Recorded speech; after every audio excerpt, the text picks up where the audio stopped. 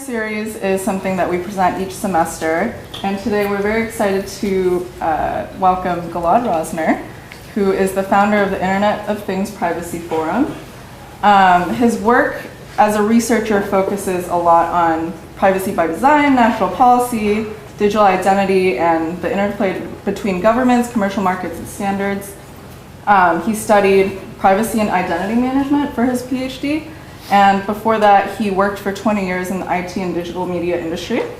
And fun fact, before he became a researcher, he helped design and manufacture an Emmy Award-winning robotic video migration system. And so today he is here to talk about privacy and the IoT. So without further ado, I would like to welcome Gilad. Thank you, Kristen. Thank you, Kristen, and thank you all very much for your time today. I really appreciate it, and thank you to the CLTC and to the iSchool for hosting me on this talk. As Kristen mentioned, I'm an information policy and privacy researcher. Before that, I was a nerd and geek, and so now by doing policy work, I'm a wonk, and so I've got the trifecta. A lot of hands-on tech work and management. But then I moved over to do a PhD, and I focused on issues such as policy and privacy and identity management. And so I founded the nonprofit Internet of Things Privacy Forum to channel my work on these types of topics and understand more about the privacy and policy changes that are being implicated by the rise of connected devices. And so that's probably then a good place to say, what is the Internet of Things? And there are a lot of viewpoints, and mine is just one of many. And this abundance of definitions means that terms can quickly become imprecise.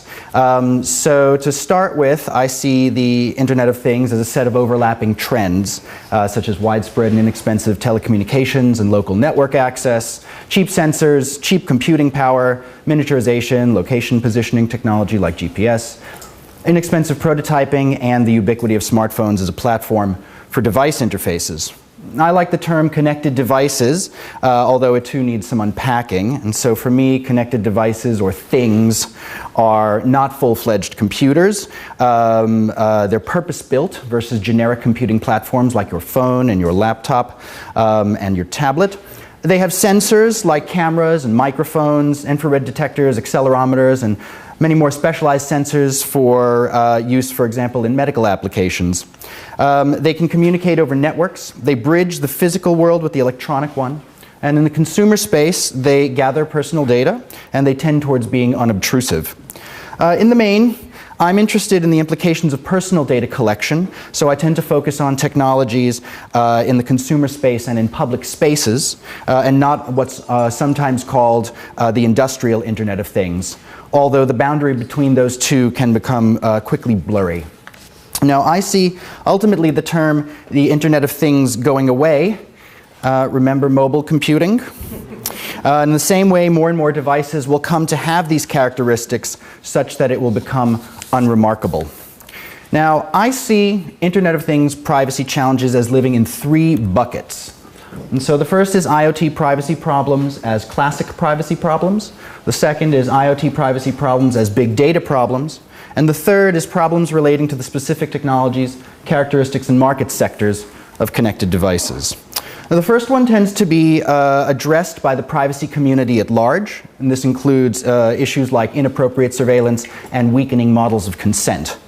With regard to big data, the IoT is a point of collection for large databases, so it acts as an input. Then there's very healthy scholarship examining the privacy and consumer welfare impacts of big data. I'm mainly interested in this third one, because focusing on specific technologies and markets implies a focus on governance, and that's because the privacy risks of wearables look different than the privacy risks of connected cars. So that said, I'd like to discuss some of the privacy risks that to greater and lesser degrees are generally implicated by the IoT. So perhaps the chief risk implied by a world of sensing and connected devices is the amplification of the monitoring of human activity. Context awareness through enhanced audio, video, location data, and other forms of detection is touted as a central value of the IoT. And there's no doubt that important and helpful new services will be enabled by such detection, but the privacy implication is clear. You will be under observation by your machines and ones you do not control in your environment. Certainly this exists in the world today. Public CCTV, private security cameras, MAC address detection, location data capture from phones, Bluetooth beacons, license plate readers. The human world is highly monitored, so the issue is one of scale. Perhaps such monitoring is a condition of modern life, and that observation by both the state and the private sector are core features of the social landscape.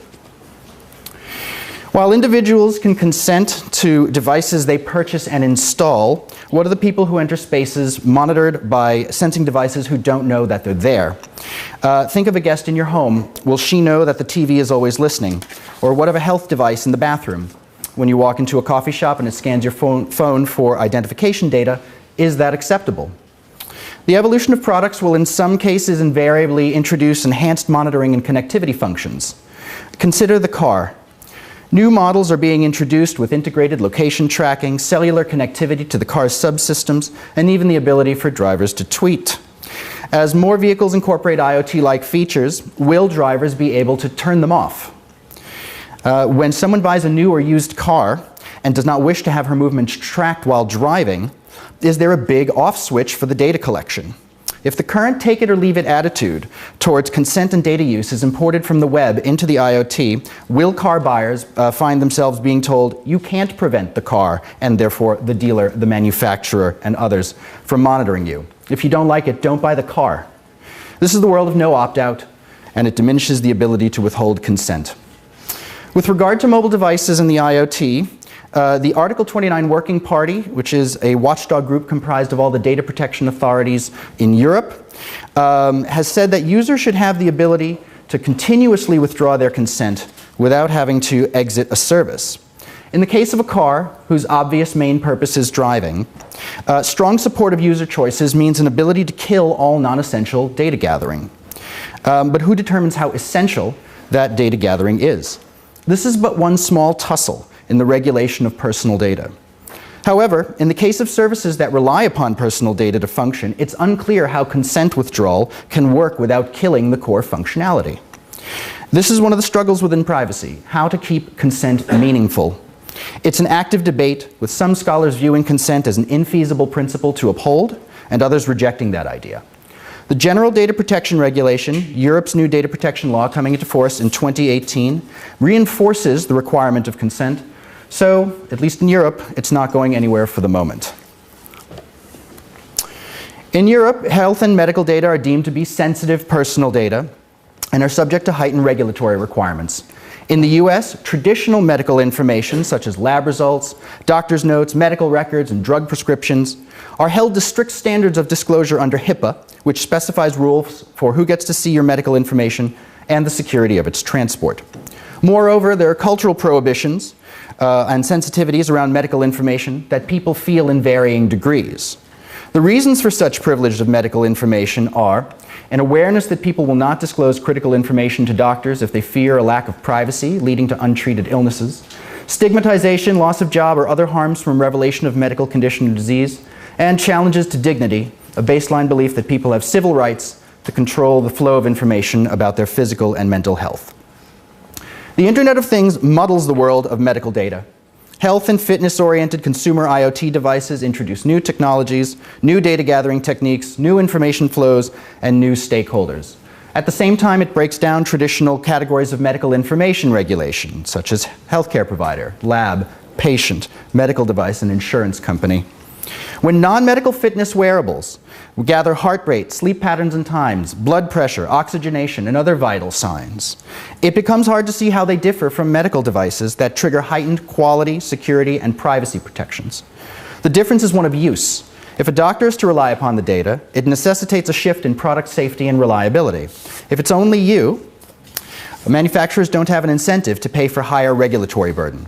This, of course, allows for the device to remain at a consumer price rather than a far more expensive medical device price. In the US, sensitive medical information from personal data is weakly governed in terms of privacy and security. For example, a 2013 study of 23 paid and 20 free mobile health and fitness apps noted 26% of the free and 40% of the paid apps had no privacy policy. 39% of the free and 30% of the paid apps sent data to someone not disclosed in the app or to the privacy policy.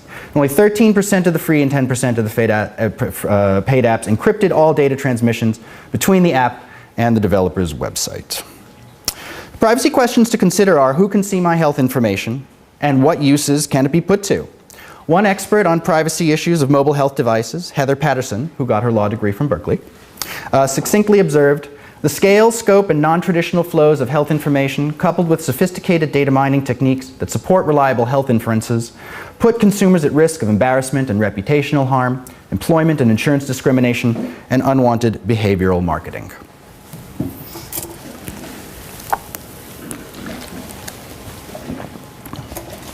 One theme that emerges from these risks is the blending of data from different sources and facets of people's lives. From enhanced monitoring, we get the concept of sensor fusion. One American legal scholar wrote, "Just as two eyes generate depth of field that neither eye alone can perceive, two IoT sensors may reveal unexpected inferences.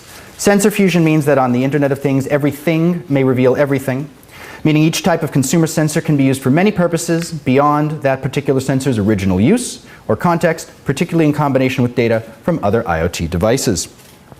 The implication of sensor fusion and the trend towards sharing data across multiple contexts, health, employment, education, financial, home life, etc., is the further breaking down of informational contexts. Modern discussions of privacy recognize that context matters: where information is gathered, which information is gathered, by whom, who is it shared with, and whom was it intended for. With regard to connected devices, contextual questions arise, such as, how do I ensure that my employer does not see health information from my wearables if I don't want them to? If I share a connected device with someone, how do I ensure that my use of it can be kept private? What rules are in place regarding data collected in my home and sharing it with my insurance company? What data from my car can my insurer get? Who can see when I'm home or what activities I'm engaging in?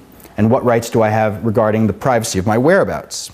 These are governance questions, and the answers depend on which state or country you live in and whether any case law has developed around them. An increase in the monitoring of human activity, especially with weakened consent arrangements, foretells an increase in the collection of children's data. In December, advocates and regulators in the US and Europe filed claims against a company called Genesis Toys and Nuance Communications, who made the voice recognition component of Genesis's products. The complaint made to the FTC said, "This complaint concerns toys that spy. By purpose and design, these toys record and collect the private conversations of young children without any limitations on collection, use, or disclosure of this personal information." They also say researchers discovered that by connecting one phone to the doll through the insecure Bluetooth connection and calling that phone with a second phone, they were able to converse with and covertly listen to conversations collected through the My Friend Kayla doll and IQ toys. And just last week, news broke that internet-connected teddy bears leaked 2 million audio recordings of children and their parents. Expect to see more of these. There's a qualitative shift in the nature of society heralded by the proliferation of all this monitoring technology, and our values are being implicated as much as our safety. Just as the proliferation of telephones was a component of what it means to be in an information society, so too does a pervasive sensor fabric and the growing connections of the owners of those sensors. Arguably, the law, and more importantly, enforcement bodies are ill-prepared for monitoring on this scale. A key challenge of regulating is the heterogeneity of devices and technologies in question.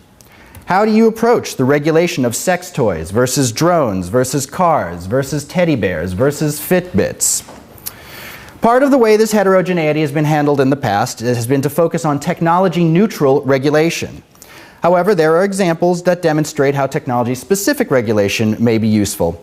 For example, Montana passed a law regarding access to data held in the vehicle's black boxes, which is an insurer may not condition the payment or settlement of a claim on the owner's consent to retrieve or use the data on a motor vehicle black box, and an insurer or lessor may not require an owner to consent to the retrieval or use of the data as a condition of providing the policy or lease.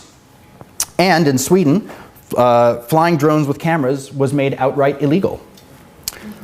My view is that the realpolitik of this is regulatory appetite and the reach of enforcers.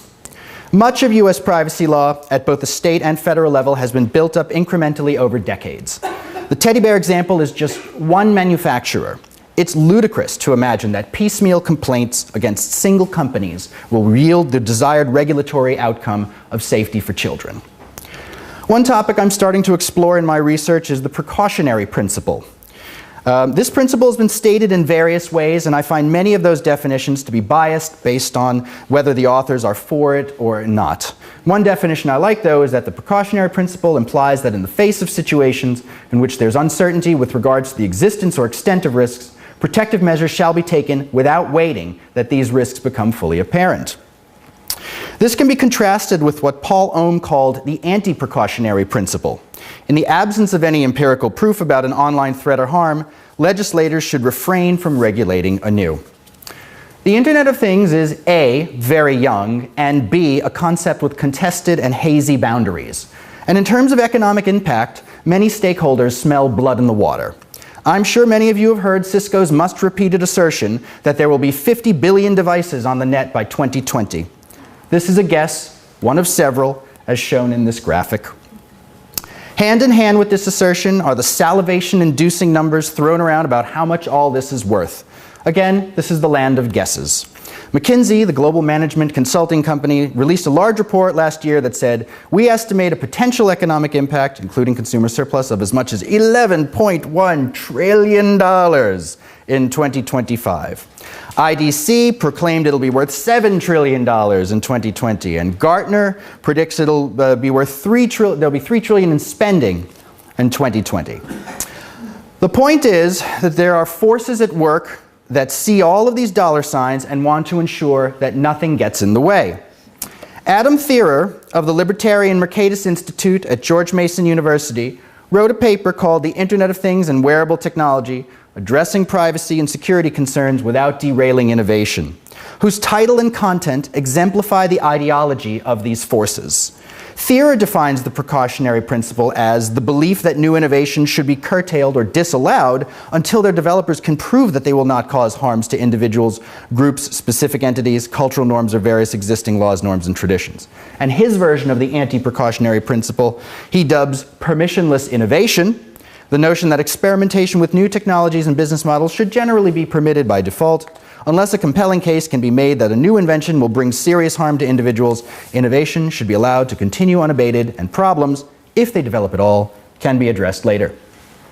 The direction of these debates and discourses influences and are influenced by broad political and ideological trends within governance.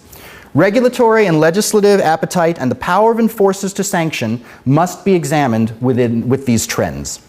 Despite the bias implicit in some discussions of the precautionary principle, the debate is an important one. Returning to Heather Patterson's statement earlier, I find her scholarship and this assertion compelling, but I also believe the risk she describes must be evidenced. However, in the case of the teddy bears, do we have to show harm from the publishing of children's audio recordings? The data leakage illustrates an inherent danger of allowing toys that record children's speech with weak security to be sold. But do we have to prove harm to the children themselves, or does the precautionary principle make more sense here? I went to the Consumer Electronics Show this year, the largest show of its type in the world, and the one thing that stuck in my head was this: it's a camera. Assuming we see more and more cameras like this in the human environment, does their mere presence implicate a threat to social and democratic values? A great deal of scholarship of the last 40 years would seem to say yes. At the same time, it should be noted that in the 2000s there was a lot of hand-wringing over the privacy threats posed by RFID technology, which was seen as an early iteration of what we now call the Internet of Things. Much ink was spilt on how such technology could be used to surveil people, yet we do not see this occurring. At this stage in my research, I have more questions than answers, and I'm actively trying to understand which risks have been raised and are realistic, which are intuitively attracted but ultimately not worth attention or money, and which tools can and should be brought to bear on the ones that are. Within academic, policy, industry, and pundit circles, there is a common refrain that if we don't get privacy and security right in the IoT, we won't realize its benefits or people won't buy. I believe that this is an unevidenced orthodoxy, and that the logic of the market, coupled with the tremendous difficulties for consumers to evaluate the invisible privacy and security characteristics of devices, will ultimately allow connected devices to continue to roll out with de minimis attention paid to these characteristics for some time to come. I'm of the belief that the best course of action is to explore IoT privacy risks and their mitigation strategies within specific technologies, sectors, and verticals, such as toys, cars, the home, wearables, and smart cities. That said, there are core political and economic structural issues that cannot be overlooked, such as incentives and disincentives. What are the incentives and disincentives to shape business behavior? Is it regulation? Is it case law? What about the idea of privacy as a market differentiator? There really isn't a lot of strong evidence to support the idea of privacy as a market differentiator. Much anecdotal evidence that is that the position of venture capitalists is grow first, and then we'll deal with any privacy or security issues. Consumers choose price, brand familiarity, ease of use, and convenience over privacy all the time. And privacy is widely seen as a market failure. One interesting direction to explore is the idea of government procurement processes as a form of norm entrepreneurship. And for this, I point you to the work of Meg Young from the University of Washington Tech Policy Lab. Privacy and security cost money, and so the essential question is, why spend on it? And the other structural and political question to consider is institutional arrangement. What is the power of regulators? What are their sanctionabilities? What is their capacity to enforce, meaning their budget, their independence, their head count? Questions of standing, and Spokio really constrains this aspect, and the private right to action, the ability to sue for misuse or poor handling of data, and unfortunately, that's kind of a non-starter. So in closing, I ask you to consider privacy as social policy. As such, the logic of social policy and the logic of markets don't often play well together. Privacy is very much more than the law, and besides perhaps some movement on data breach notification law, the likelihood of any meaningful shifts in American law seems remote. The new European data protection law, the General Data Protection Regulation, is an interesting development to watch because it seeks to apply itself to companies outside of Europe, and it carries the possibility of fines of 4% of annual turnover. That's a disincentive that companies are taking notice of. But if the power of law here is quite circumscribed, the way we prescribe privacy values in the coming wave of monitoring devices lies in other market-shaping strategies. And so I encourage you to seek these out in your work. Thank you.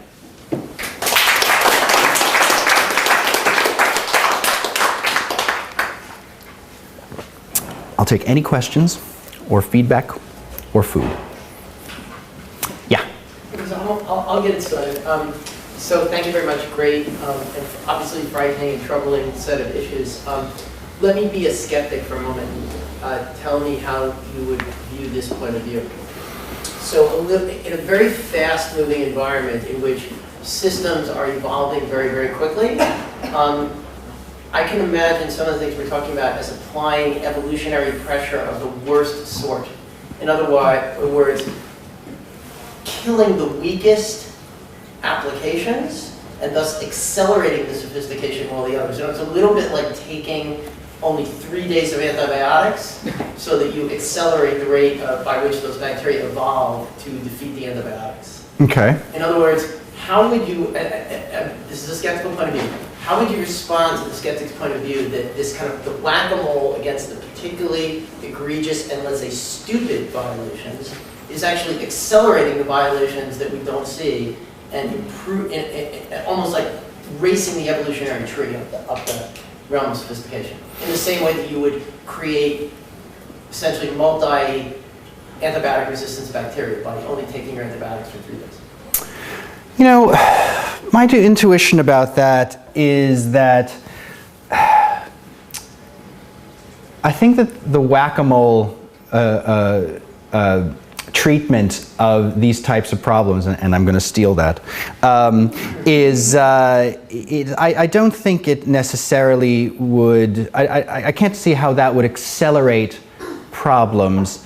I think that they introduce, small amounts of support into the vague whisperings of punishment that might occur for violations. Ultimately, I believe that businesses who are even aware of regulations that they might be breaking will, look at the calculus and say, what are the chances that we are going to get dinged? And I don't think that will necessarily shift. Things like the FTC enforcement are great, and I suspect that enforcement activity is being listened to more by large players than by small players. But there's also the issue that small players aren't even aware of a regulatory burden. Large players going to understand that there are some regulations that they're imbricated in, and that they will maybe have a compliance department, or certainly their general counsel's office will be on track to worry about the specifics of the tick boxes that they have to hit in order to not be dinged. The small players, they're not going to have any granular sense of the regulatory environment in which they live. One of the things coming out of Europe with regard to the General Data Protection Regulation is they're so surprised that small businesses just aren't aware of the impending GDPR, which is coming down in May of next year. And that's wholly unsurprising to me, because they weren't aware of the previous regulations. And ultimately, an absence of sanctions equals an absence of pressure. And so there's no, if you believe that businesses are largely operating under economic logic, and I do, then the question is, why am I picking my head up from getting in, top line revenue and bottom line profits? Why do I care? And unless somebody is poking me with something pointy, I'm not going to pick up my head. And so if there's no threat of sanction whatsoever, I'm absolutely not going to make many changes into my business. Businesses that are lightning rod businesses, or have already been dinged by regulators, are going to pay more attention. Or businesses that are even not lightning rod, but are in risk-averse sectors, or suddenly they recognize that they're handling radioactive personal data, may take more compliance steps. But ultimately, I don't think that it's hard for me to see how these whack-a-mole style sanctions are going to speed things along. Yes, please. So the European regulations, the right to privacy, seem radical from the point of view of the U.S. It'd be hard to imagine that happening, but I'm curious what you think the implications will be in Europe, where already, people are concerned about the lack of innovation there to begin with. Will that have any consequences? So there's a very popular refrain that an increase in privacy will stifle innovation. But this is orthodoxical, and it has a strong economic interest behind it, and the entire concept of innovation is really, really hazy. Yes. So it's a refrain that needs to be deconstructed, if not destroyed. And so Europe's comparative position with respect to innovation, taken broadly, is going to be a function of many factors. One of them is that they don't have anywhere near the same type of VC investment infrastructure that America does. But also, we're not the same in terms of economic size. They're a completely different shape of political arrangement. Europe is, and I would potentially get spitballed for this, a quasi-federalist arrangement. Some of the things look more federal, some of them just look supranational and confederational. And so ultimately, I am unconvinced by the idea that increases in privacy and data protection arrangements will stifle innovation. Well, could you make the other argument, that they will be forced to innovate in new and interesting directions. I think that's true generally. I don't think that's particular to Europe. Basically, any additional regulatory cost that is levied against a business either here or in India or in Europe will ultimately figure out a way to go around it. Capitalism is like a river. Throw a rock into it and it's just going to go right around it. Yes? Okay, so first of all, thank you for this brilliant talk. And I have a few questions for you. The first one is regarding private regulation, or what we call private ordering, which is basically standard form contracts. Take it or leave it comes you mentioned. So maybe it's just my idea, but I think that in the absence of regulation, governmental regulation, we would just see more and more contracts. Right. So if you won't regulate, we're going to see that. So I wonder how that comes into play in your, thinking about IoT specifically, because this is a major shift when we, switch from the regular interfaces inside IoT. So for example, the GDPR you mentioned, they require a lot of, disclosure. They require specific consent on the gathering of information. How are we going to do that in the IoT setting? So this is the first question. Second, I hear a lot of, I truly understand the harm and the risk, but what about the benefit? What about using all of this data for social justice?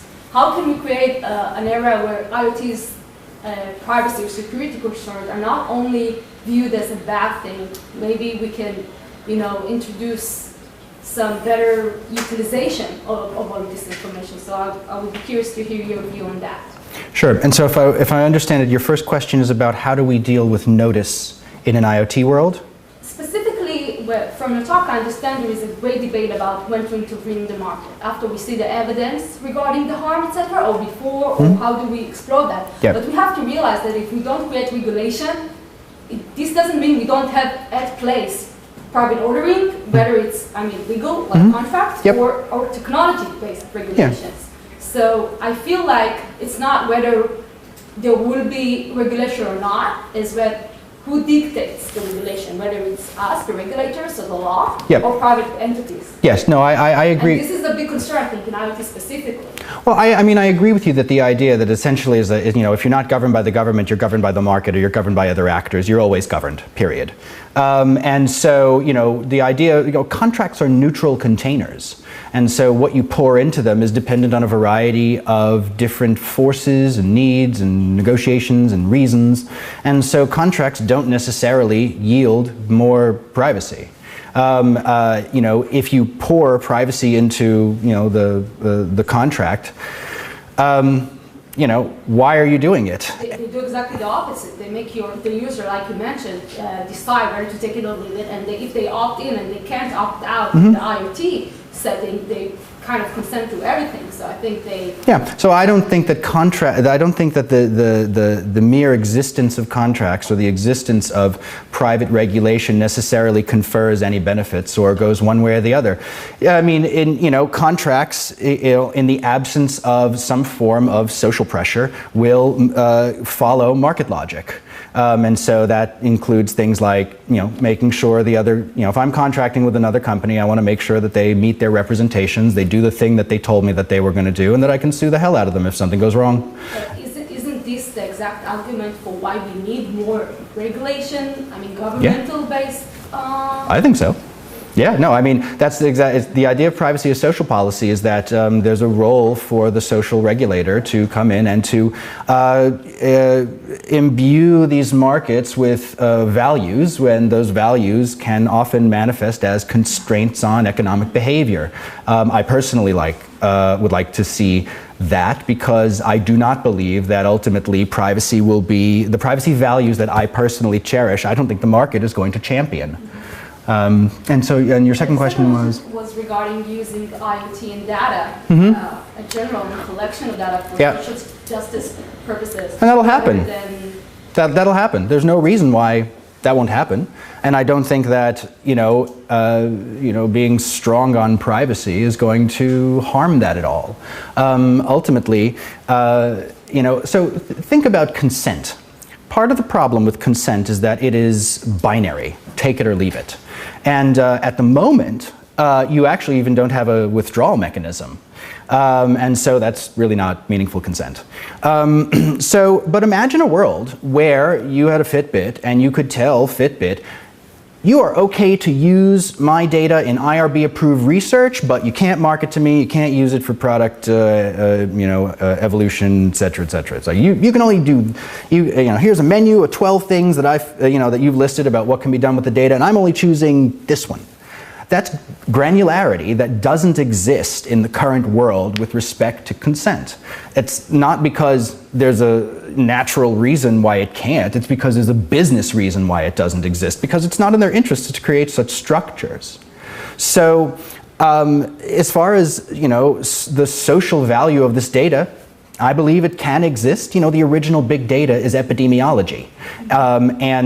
So I am perfectly content with the idea of all of these new whiz-bang devices being used to enhance the utility and glory of the human race. But I see no reason whatsoever to put privacy values on hold in favor of that, nor am I in favor of market actors telling us what is socially valuable and therefore how their regulation should be constrained.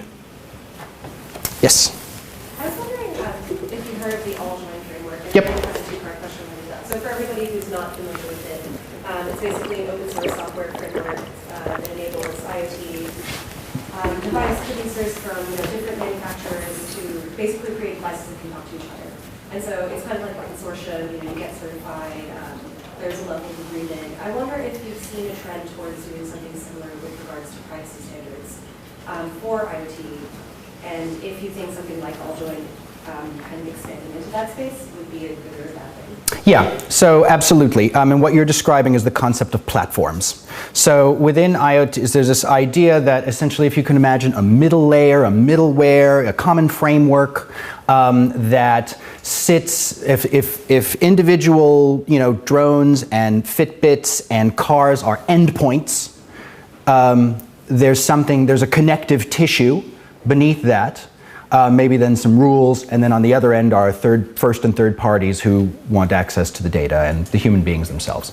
So if you imagine there's this connective tissue that's based on proprietary standards or open standards that are the point of this middle layer is to essentially provide services to and from the devices and what's on the other side. And so my view is that is a very interesting site of privacy intervention because you can do policy enforcement.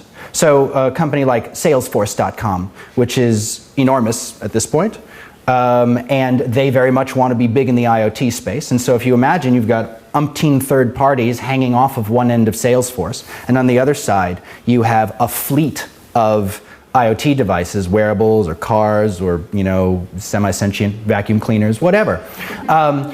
The concentration point of these platforms is leverage, and it gives the ability for the whoever is controlling that middle layer to enforce privacy policies, and so they themselves can be norm entrepreneurs. They have the ability to basically, through contract, require privacy architecture, structures, and behavior. So that is a very important site. These are you can call them intermediaries, but I think that it's better to consider them as platforms because they're not just neutral pass-throughs. They are providing services up and down in their environment. Yes? Thanks for taking the question from the floor. Of course. One of the many questions for me. So you used both in your title and your last slide and in your domain name the word privacy. Now, one of the opportunities from a various point of view for the Internet of Things is attacking safety. Physical safety of you, yours, and physical property, which really hasn't arisen so much in online interaction. Do you have any comments about how that is that just a derivative? I wouldn't think it's a pure derivative from security privacy safety concerns that we've addressed, say, even in the financial realm. But it's not too much of an extrapolation to go from resonances in centrifuges in Mesopotamia to garbage disposals that are coordinated with phishing attacks to get you to put your hand. Yes, I mean, And on and on and on. Yeah, Or a thermostat that doesn't just do the set point, but it actually turns the valve on and off. certainly. I mean, there's as you know, one of the new terms du jour of this space is cyber physical systems, and so but that is a term coming out of engineering and critical infrastructure considerations and NIST. Much hand-wringing happens over the concept of critical infrastructure and the vulnerability of IoT devices. And so, yeah, that is, I think that at this stage, because the Internet of Things, A, is an incredibly hazy idea, and B, it's very young, that sort of, threats to life and limb are perhaps exaggerated at this point. We will see things over time. I mean, at the same time, you have the DIN attack. And so there was last year a major DDoS attack that was based on IoT devices, because don't forget, these devices are computers. They happen to live in a fridge or a car or on your wrist. But they're lacking screens, they're lacking keyboards, they're lacking bits and pieces here and there. But imagine how much computation was in your Palm Pilot, and now that is living in something this big. And so, ultimately, from an infrastructural protection perspective, yeah, there's going to be issues. And so, we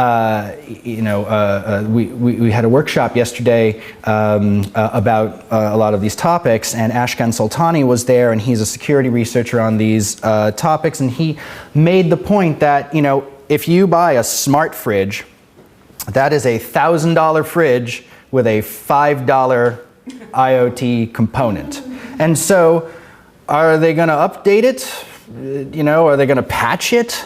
Or if it's the point he makes also is, you have a $10 IoT light bulb that does all kinds of cool things. Are they going to patch that? $10 product? No.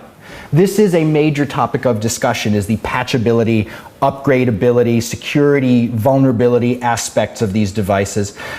We have not seen apocalyptic things happen yet, but certainly. It doesn't have to be general apocalypse. No, it's true. It doesn't have to be general apocalypse, and so we haven't, and look, more stories will happen where things will, where a culprit may be the $10 light bulb. It's certainly true. The insecurity of, if you imagine that, how insecure your computer is, and now all these computers are proliferating into physical spaces, then yeah, I'm sure that amplifies the problem quite a bit. Anyway, I'd make a pitch for safety, privacy, and security that gives you the triple. Yeah, absolutely, and I'm in favor of all three of those myself. Okay, yes.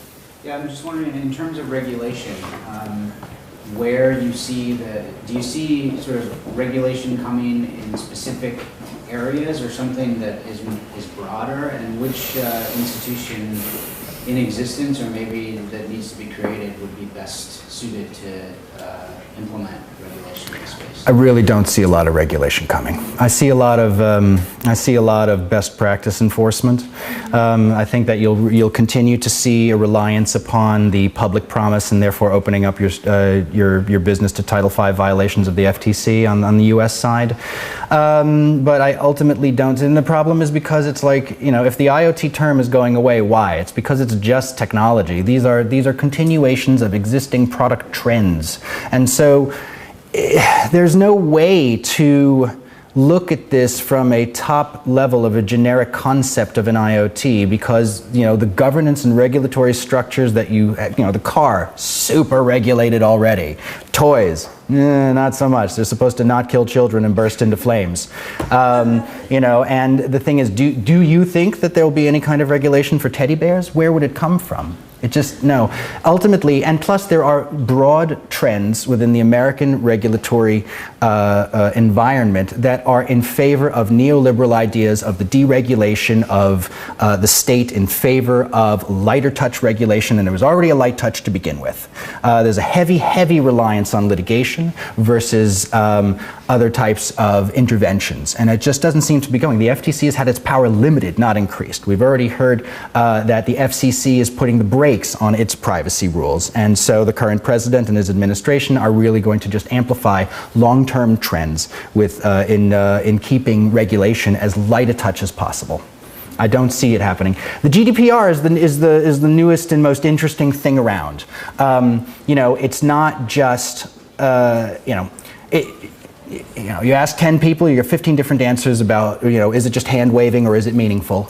And so, but look, 4% of annual turnover gets people to wake up, you know, and but you get back into the question of whether what is the reach of regulators, of enforcers, how much enforcement can actually happen. And so, you know, are regulators starved intentionally? You know, how do regulators make their money? I think it's the Italian DPA that makes their money by fining. And so, you know, they're going to be a bit more aggressive than the UK ICO, which gets its money from the state, you know, less and less. So I don't see trends. You know, the one, like I said, the data breach notification, that might be a place because that is a naming and shaming tactic that actually does something, but it's a generic regulatory change or amplification. This is not an IoT specific one. I do not think you will see, with the exception of you know, a few things like that Montana law. So there's something like 17 states have vehicle black box laws on the books, and 3 of them are somewhat attractive to me.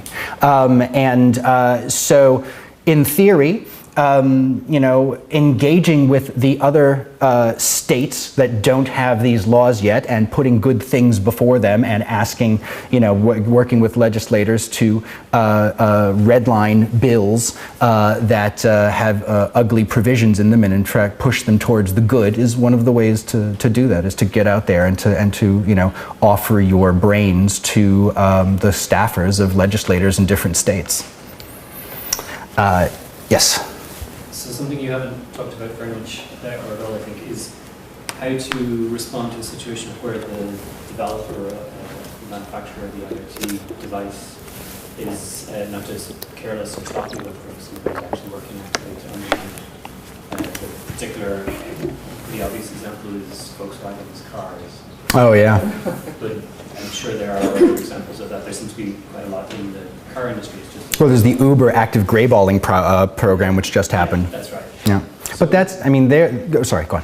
So I'm just wondering if you have any thoughts on that, and particularly how one can respond to that situation, because that seems to be even more difficult to detect than a situation where you just have poor security.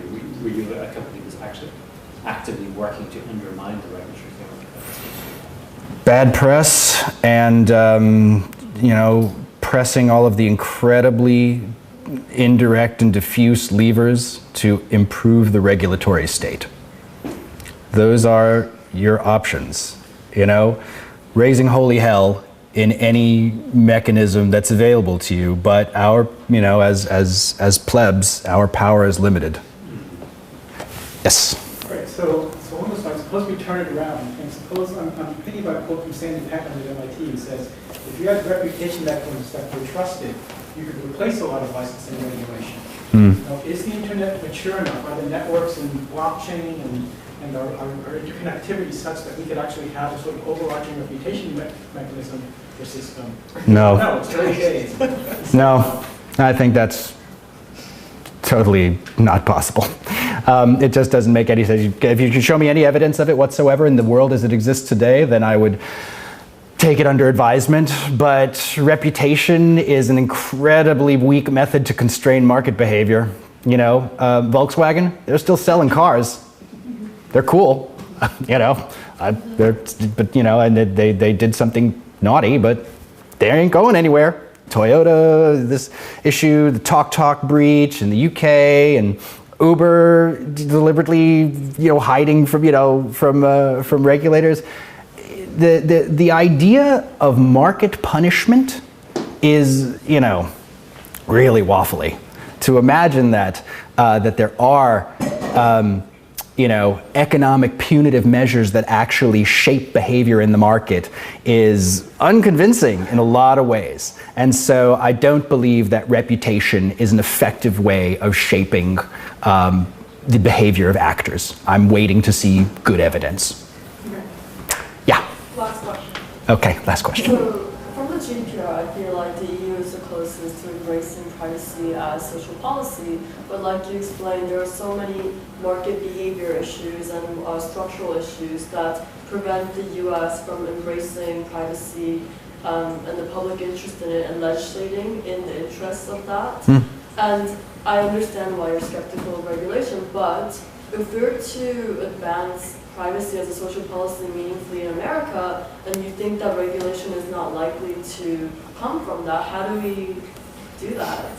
That's a great question, and you know, I will say here that you know, I am not trained as a lawyer, and so court processes are a bit opaque to me. And so I'm not clear as to how judges come to channel social expectations. To me, they don't seem to be sociologists, but they seem to try to put themselves in the role of one. But I don't understand how that happens over time. And so, unfortunately, one of the key things that I think is discourse and discussion, because ultimately, you know, those are, again, fantastically diffuse methods of the way that societies make decisions and come to agreement about values. The fact is, from an institutional arrangement perspective, it's not the GDPR that gives Europe the privacy as social policy, it is the European Union treaties that do that, you know, by building it in. At the same time, there are some US states that have privacy as a component of their state constitution, and so does that create more rights. I am very much, you know, attracted to the amplification of a rights perspective as much as possible, because rights mean you don't have to explain yourself. And I think that you need to sort of pick your battles. You know, for me, I see the child surveillance issue as being a really good one, because if you say to adults you're losing your privacy, you gotta, you know, that's all right, you know, I've got the shiny. But if you say it's about kids losing their privacy, the think of the children motif kicks in, and there's perhaps a little bit more purchase there. So it's a thorny question, and so you know, because your question implicates, how does social policy get made? And again, diffuse, long-term sausage making there. So there you go. Thank you. Thank you so much, Gilad, for coming to speak. My pleasure. Thank you.